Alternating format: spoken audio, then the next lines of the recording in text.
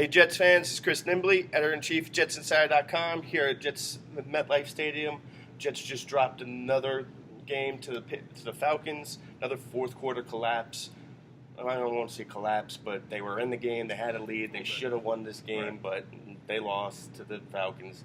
They just can't do a full four quarters, they can't hold on to the lead, and they can't do anything at all in the fourth quarter. And that's the problem. You know, you drop a game that you had it right in your hands. I mean, they had the lead at some points in this game, and they shot themselves in the foot. And, you know, you have to look at this team as a team that's young, and that's the reason why they're losing all these games, because they're just not tested enough. They're not battle ready to compete with some of these teams like the Patriots, like the Falcons, who were in the Super Bowl last year. So when you face a team like that, you have to be on your A game, all aspects of the game, and they just weren't ready. Look, there's a lot of things we can point at. The penalties, again. Right. We can point at the play calling. There's the fact that they keep trying to run early and downs, and back them up, and then they're in third and long, and all of a sudden they can't do anything. You can blame the defense for that run play against Coleman. You can blame Jeremy Curley, but the whole thing is that just no matter what, it's something different each week. This team's just not good enough. That's the bottom line. They're not good enough. There's talent there, but like you said, they're super young, so they're not built enough to be able to win these types of games, and they're not good enough to run away with the game early. Because they had an opportunity. The Falcons had those 2 fumbles early. They came away with 3 points instead of having 14. Could have gone up 21-0. That's what they need to do. If they can get out early and continue early, then you don't have to worry about the fourth quarter collapse. And you look at it as the last 3 weeks, and pretty much all season in particular, there's only 1, 2, maybe 3 plays that really have changed the entire game. You know, the Curly fumble, for example, that's one of them. But when you look at it, like you said, Matt Ryan fumbles the ball twice.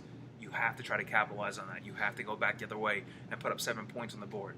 Missed field goals and a missed opportunity. So that's the problem right there. When you keep on shooting yourself in the foot, like I said before, you're not going to win games, especially when you face the good teams. Yeah, I didn't even mention that. They lose by 5 points. They had 2 missed field goals. 6 points right there. And at least one of them that would have been a much easier field goal if Josh McCown didn't take that ridiculous sack on the 3rd and long. So, listen, is it time to say it? I'm going to say it. Tank's back. It's tank time again. They're not gonna get that 1 or 2 draft pick spot. They're too far out of the tank sweepstakes for that. But you can be looking at a top 5 pick again, because look at the schedule right now. I see the Chargers and the Buccaneers as the only 2 possible games this team has a realistic shot at winning, and those games could go either way too. And Buffalo is on Thursday. It's a quick turnaround. It'll be here at MetLife.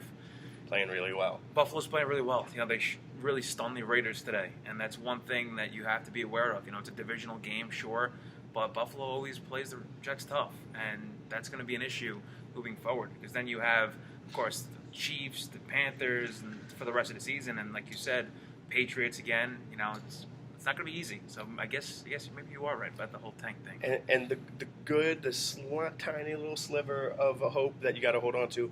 There's still a lot of young talent. They're showing up. Robbie Anderson looked great today. Right. There's still some good things to look for, and really what today is kind of what fans should be looking for: close, competitive games, positive signs for the future, but not quite good enough to get the win and get up to that higher draft pick. And that's exactly what we said in the beginning of the season. Yes. Like, if you're going to be part of Team Tank, you always wanted to, for the Jets to lose the games, but you want to see development. And you don't want to progress. get blown out 30-0. They're in every game, and that's one thing that you have to hang your hat on if you're a Jets fan, because you love the fact that, you know what, you're down by 1 possession for the last few weeks. It could go either way.